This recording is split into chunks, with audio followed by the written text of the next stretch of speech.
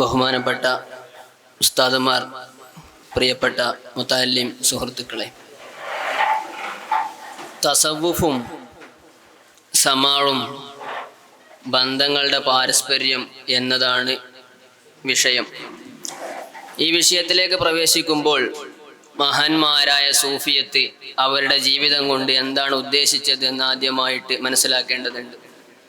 സൂഫിയത്ത് ചെയ്യുന്ന മുഴുവൻ കർമ്മങ്ങളുടെയും ലക്ഷ്യമെന്ന് പറയുന്നത് ഉബൂദിയത്തിന്റെ മക്കാമിൽ സിദ്ഖ് പാലിക്കുക, അള്ളാഹുവിന് 100% അള്ളാഹുവിൻ്റെ അവാമിറുകൾ നവാഹികൾ പാലിച്ചുകൊണ്ട് ജീവിക്കുക എന്നതാണ്. അവരുടെ എല്ലാ പ്രവർത്തനങ്ങളുടെയും പരമമായ ലക്ഷ്യം അതാണ്. അതുകൊണ്ടാണ് ഖുർആനിൽ അംബിയാക്കളെ മദ്ഹ് പറഞ്ഞിടത്തെല്ലാം ലമ്മാ ഖാമ അബ്ദുല്ലാഹി അസ്റാബി അബ്ദിഹി, ഉബൂദിയത്താണ് അല്ലാഹു തആല എടുത്തു പറഞ്ഞിട്ടുള്ളത്. ഈ ഉബൂദിയത്തിന്റെ മക്കാമിൽ തഹഖുഖാകാനുള്ള വ്യത്യസ്ത മാർഗങ്ങൾ അവർ സ്വീകരിച്ചിട്ടുണ്ട്. അതിനാണ് അവർ മഹബത്ത്, ഷൗക്ക്, ഇങ്ങനെ ദിക്ർ, ഇതിൻ്റെ എല്ലാം പരമമായ ലക്ഷ്യമെന്ന് പറയുന്നത് അള്ളാഹുവിൻ്റെ അവാമിർ നവാഹി അനുസരിച്ച് ജീവിക്കുക എന്നതാണ്. അപ്പോൾ ഇങ്ങനെ പല മെത്തേഡ്, രീതിശാസ്ത്രങ്ങൾ അവർ ഉബൂദിയത്തിന്റെ മക്കാമിലെത്താൻ വേണ്ടി സ്വീകരിച്ചതിൽ പ്രധാനപ്പെട്ട ഒരു മാർഗമാണ് സമാഅ് എന്ന് പറയുന്നത്. എന്തായിരിക്കും അവർ വ്യത്യസ്ത മാർഗങ്ങൾ ഉണ്ടായിട്ടും സമാഅ് സ്വീകരിക്കാൻ കാരണം? അതിൻ്റെ കാരണമെന്ന് പറയുന്നത് സമാഅ് ബഹുമാനപ്പെട്ട ഇമാം കാലാബാദി അവരുടെ അത്തഅറുഫ് എന്ന ഗ്രന്ഥത്തിൽ പറയുന്നത് കാണാം. അത് കേൾക്കും, പോകും, ഇവിടെ നിലനിൽക്കുകയില്ല. ശബ്ദം കേൾക്കുന്നു, ശബ്ദം പോകുന്നു. പാട്ടാകട്ടെ, എന്ത് ശബ്ദമാണെങ്കിലും അത് കേട്ട് അവിടെ നിലനിൽക്കുന്നില്ല. അതുകൊണ്ട് തന്നെ അതിൻ്റെ കൂടെ അവർ നിൽക്കുന്നില്ല. അള്ളാഹുലേക്ക് എത്താനുള്ള മാർഗമാണ്. അതിന് ചെറിയൊരു ടൂൾ വേണം. അതുകൊണ്ട് തന്നെ ഏറ്റവും അവരുടെ ആവശ്യത്തിന് മിനിമം ലെവലിലുള്ള ടൂളായിട്ടാണ് അവർ സമാഅിനെ ഉപയോഗപ്പെടുത്തിയത് എന്ന് പറയുന്നത് കാണാം. നമ്മൾ നേരത്തെ പറഞ്ഞല്ലോ, അവരുടെ ലക്ഷ്യം ഉബൂദിയത്തിന്റെ മക്കാമിൽ എത്തുക എന്നതാണ്. അതുകൊണ്ട് തന്നെ വസീലകൾ എത്ര കുറയുന്നോ അതാണ് അഖറബു തുറുക്കായിട്ട് അവർ കാണുന്നത്. അതുകൊണ്ടാണ് മഹാനായ ഇമാം അഹ്മദ് ഫാറൂഖ് അസ്സർഹിന്ദി റഹിമഹുല്ല അവരുടെ മക്തൂബാത്തിൽ പറഞ്ഞു, വഹദത്തുൽ വുജൂദും വഹദത്തു ശുഹൂദും പോലുള്ള കാര്യങ്ങളൊന്നുമില്ലാത്ത, എത്രയും പെട്ടെന്ന് അള്ളാഹുവിന്റെ അവാമിർ നവാഹി എന്ന് പറഞ്ഞാൽ മഖാമുൽ ഉബൂദിയ്യ തഹഖുഖാകാൻ പറ്റുന്നോ അതാണ് ഏറ്റവും അഖറബു തുറുക്ക്. അതുകൊണ്ട് നഖ്ശബന്ദിയത്തിന്റെ തുറുക്കൊക്കെ മറ്റു പല തുറുക്കുകളെക്കാൾ അഖറബാണ് എന്നവർ പറഞ്ഞു. അപ്പൊ സമാഅ് സ്വീകരിച്ച ത്വരീഖത്തുകൾ ഉണ്ട്, സമാഅ് തസവുഫിന്റെ ഭാഗമായിട്ട് കണ്ട ത്വരീഖത്തുകൾ ഉണ്ട്. എന്നാൽ അതിനെ പാടെ നിഷേധിച്ച് കളയുന്ന നഖ്ശബന്ദി പോലുള്ള ത്വരീഖത്തുകളും ഉണ്ട്. ഇത് രണ്ടും ശരി തന്നെയാണ്. എല്ലാവരുടെയും ലക്ഷ്യം ഒന്നാണ്. ചിലർക്ക് വസീല കൂടുതൽ വേണം, ചിലർക്ക് വസീല അത്ര വേണ്ട എന്നതാണ്. സമാഅ് ഉള്ള ത്വരീഖാണോ സമാഅ് ഇല്ലാത്ത ത്വരീഖാണോ നല്ലതെന്ന് ചോദിച്ചാൽ വസീലകൾ കുറഞ്ഞ ത്വരീഖാണ് എന്നതാണ് അതിൻ്റെ മറുപടി. ഇനി ഈ സമാഅ് ആർക്കാണ് വേണ്ടത് എന്ന് സൂഫിയത്ത് പറയുന്നുണ്ട്. സൂഫി റൂട്ടിലൂടെ സഞ്ചരിക്കുന്ന ആളുകൾ 3 ആളുകളായിരിക്കും. ഒന്ന് മുബ്തദി, മറ്റൊന്ന് മുത്തവസ്സിത്ത്, 3 മുൻതഹി, തുടക്കക്കാരൻ, യാത്ര തുടങ്ങി മധ്യ നിലയിലെത്തിയ ആള്, അവസാനത്തെ ആളും. ഇതിൽ തുടക്കത്തിലുള്ള ആളുകൾക്കും അവസാനത്തുള്ള ആളുകൾക്കും സമാഅ് വേണ്ട എന്നാണ് സൂഫിയത്തിന്റെ തീരുമാനം. സമാഅ് പറ്റുന്ന ത്വരീഖുകളിൽ തന്നെ ഇതാണ് അവരുടെ തീരുമാനം. കാരണം ഈ സമാഅിന്റെ പ്രത്യേകത എന്ന് പറയുന്നത് അത് മനുഷ്യനിൽ പുതിയ ആത്മീയ ഭാവങ്ങളൊന്നും ഉണ്ടാക്കുന്നില്ല, ഉള്ളതിനെ ഉണർത്തുക മാത്രമാണ് ചെയ്യുന്നത്. ഉദാഹരണം, ചമ്മലിനടിയിൽ കനലാണ് ഉള്ളതെങ്കിൽ കാറ്റടിച്ചാൽ അത് കത്തും. ചമ്മലിനടിയിൽ നജസാണ് ഉള്ളതെങ്കിൽ അവിടെ ദുർഗന്ധം വമിക്കും. ഇതുപോലെയാണ് സമാഅ് കേൾക്കുന്ന വ്യക്തിയുടെ അവസ്ഥ. അദ്ദേഹത്തിന്റെ മനസ്സിൽ ആരോടാണോ സ്നേഹമുള്ളത് അതായിരിക്കും ആ സമയത്ത് ഉയരുക.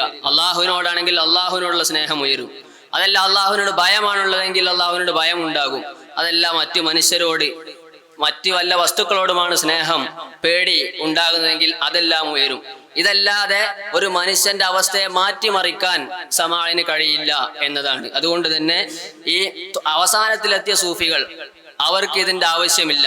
അവർ പരിപൂർണരായി കഴിഞ്ഞു, അവർ മുത്തമക്കിനുകളായ സൂഫികളായി കഴിഞ്ഞു. അതുകൊണ്ട് തന്നെ സമാഅ് കേട്ടാലും അവർക്ക് യാതൊരു ഭാവവ്യത്യാസവും ഉണ്ടാവുകയില്ല. ഇമാം യാഫി തങ്ങളുടെ റൗദുർ റയാഹിൻ പോലുള്ള ഗ്രന്ഥങ്ങൾ എടുത്തു നോക്കിയാൽ സമാഅ് കേട്ട് ആകെ പരിഭ്രമിച്ചു പോയ മരണപ്പെട്ടു പോയ ആളുകളുടെ ചരിത്രം വരെ കേൾക്കാം. പക്ഷെ ഇതൊക്കെ മുത്തവസ്സിത്തുകളായ അല്ലെങ്കിൽ തുടക്കക്കാരായ ആളുകളാണ്. കാമിലായ സ്റ്റേജിലെത്തിക്കഴിഞ്ഞാൽ പിന്നെ അവരിൽ യാതൊരു പ്രതിഫലനവും ഉണ്ടാക്കുകയില്ല എന്നാണ്.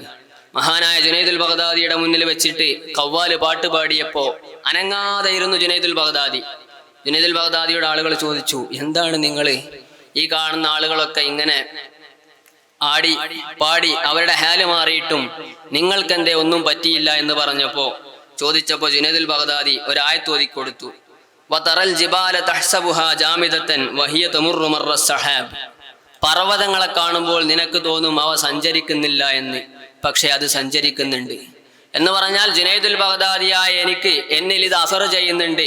പക്ഷേ ഞാനല്ലാത്ത എന്ന് പറഞ്ഞാൽ മുത്തവസ്സിത്തായ ആളുകൾ സമാഅ് കേൾക്കുന്ന സമയത്ത് അവരുടെ അവസ്ഥ മാറാൻ കാരണം അള്ളാഹുവിൽ നിന്ന് വരുന്ന വാരിദ് എന്ന് പറഞ്ഞാൽ മഅനൻ യരീദു അലൽ ഖൽബി, അള്ളാഹുവിൽ നിന്ന് വരുന്ന ആ വാരിദിനെ താങ്ങാൻ കഴിയാത്തത് കൊണ്ടാണ് അവരുടെ അവസ്ഥ മാറുന്നത്.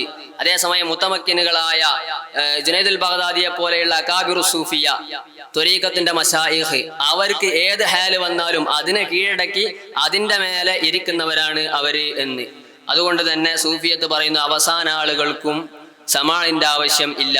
പിന്നെ നമ്മൾ ചരിത്രം എടുത്തു നോക്കിയാൽ, കിതാബുകൾ എടുത്തു നോക്കിയാൽ പല മഹാന്മാരും വലിയ അകാബിർ സൂഫിയത്ത് തന്നെ സമാഇന്റെ സദസ്സുകൾ സംഘടിപ്പിച്ചതും അതിൽ പങ്കെടുത്തതും കാണാം. അതിനെക്കുറിച്ചുള്ള വിശദീകരണം മുരീദുമാർക്ക് വേണ്ടിയിട്ടായിരുന്നു, അവർക്ക് വേണ്ടിയിട്ടായിരുന്നില്ല എന്നാണ് സൂഫിയത്ത് അതിന് മറുപടി പറയുന്നത്.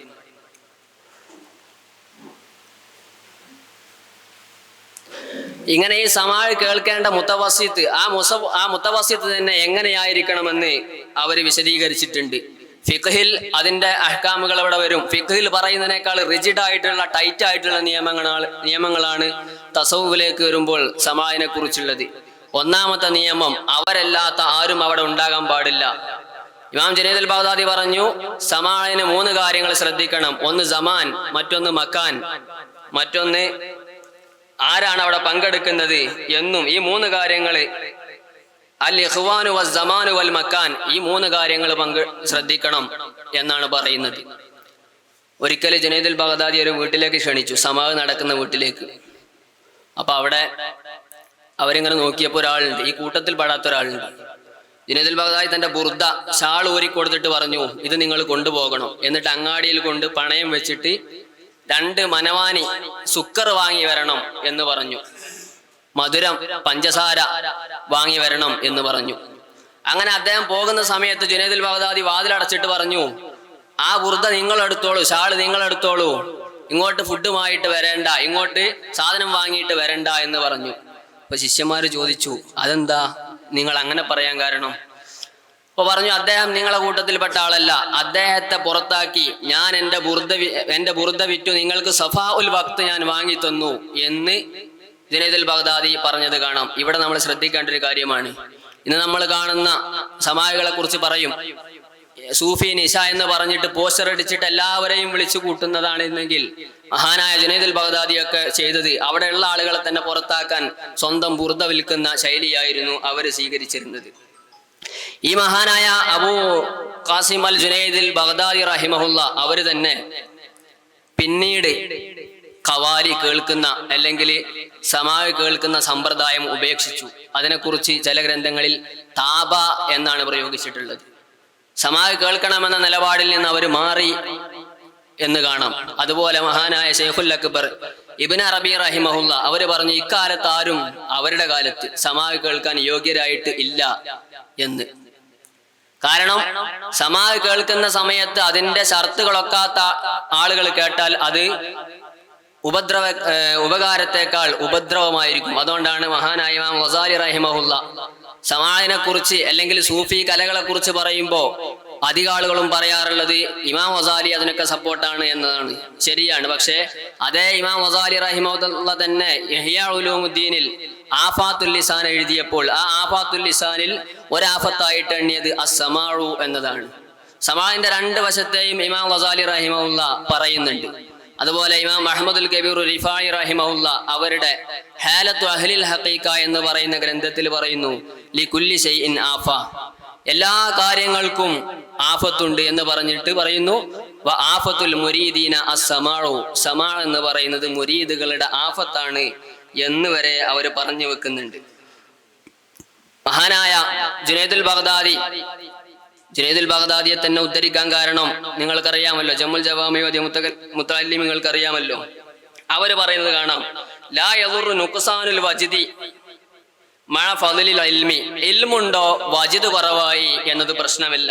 വഇന്നമാ യദുറു നുഖ്സാനുൽ ഇൽമി മഅ ഫളിൽ വജ്ദി, വജ്ദ് ഉണ്ട് പക്ഷേ ഇൽമില്ല എന്നത് വലിയ പ്രശ്നമായിട്ട് ഇമാം അബുൽ ഖാസിമുൽ ജുനൈദുൽ ബഗ്ദാദി സയ്യിദു ത്വായിഫ തന്നെ പറയുന്നത് കാണാം.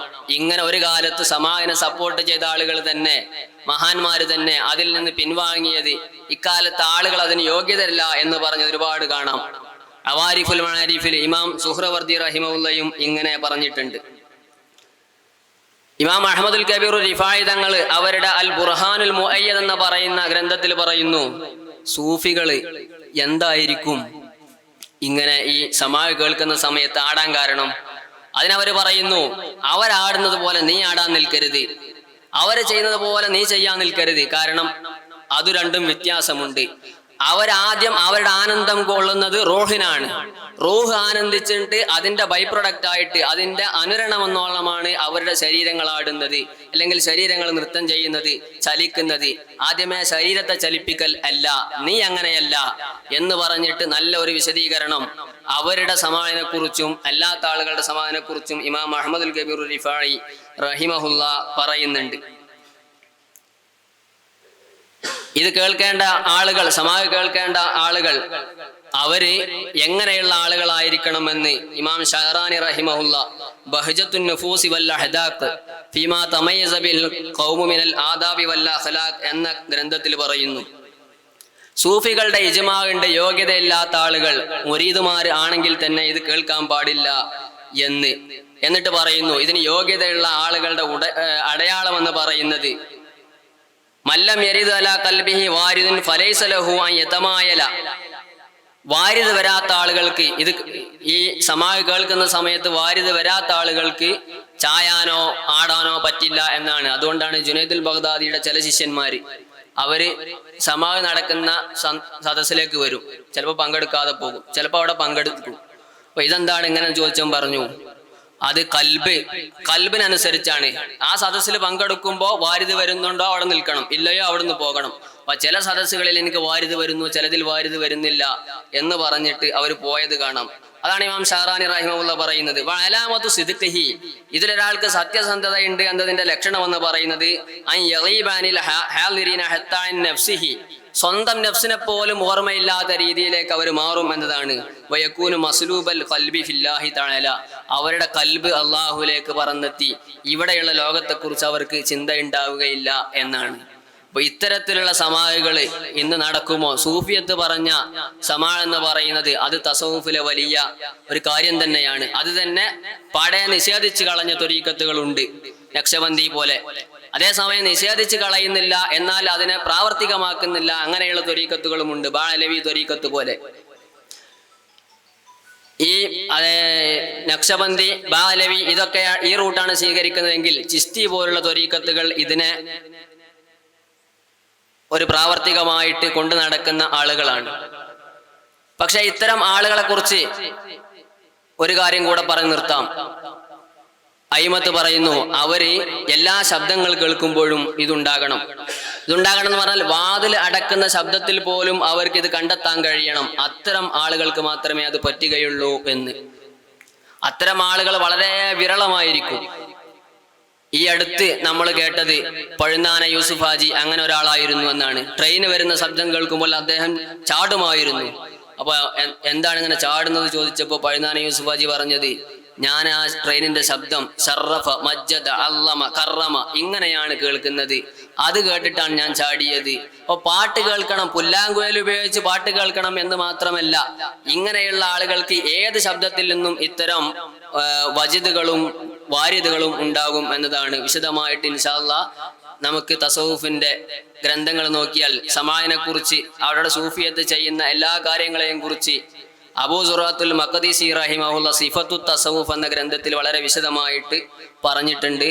ഇത്രയും പറഞ്ഞുകൊണ്ട് ഈ അവതരണം ഇവിടെ അവസാനിപ്പിക്കുന്നു. അസ്സലാമു അലൈക്കും.